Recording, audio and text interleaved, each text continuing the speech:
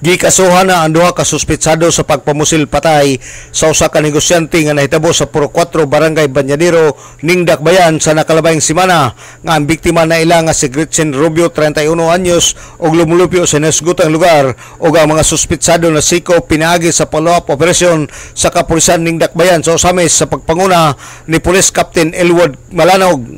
Ubos usab sa supervision ni Police Major Dennis Tano ang hipi sa kapulisan sa Osamis.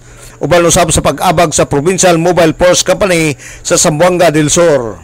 Sa gipahigayon nga press conference sa nakalabayng adlaw ni Osamis City Chief Police Major Dennis Tano, matud pa niya nga ang atong membro sa kapulisan mihimo pa kini og surveillance operation sa lungsod sa Dimataling sa Zamboanga del Sur og naaresto ang mga suspetsado sa Pagadian City.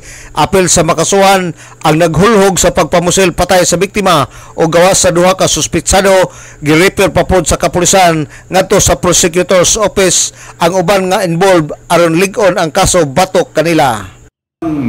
Katong duha ka suspects nga ato ang nadakpan through follow-up operations dito gyud sa Zamboanga del Sur, particularly dito sa Pagadian City.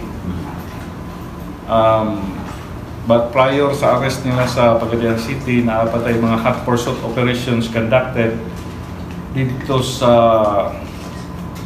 Municipality of Dumingat and surveillance operations dito sa Municipality of Dimataling. So, naaresto ang duha ka suspects dito sa Pagadian. Karon na-file na nato ang kaso last Thursday. Na-file na nato ang case of murder. Batok sa duha ka suspetsado.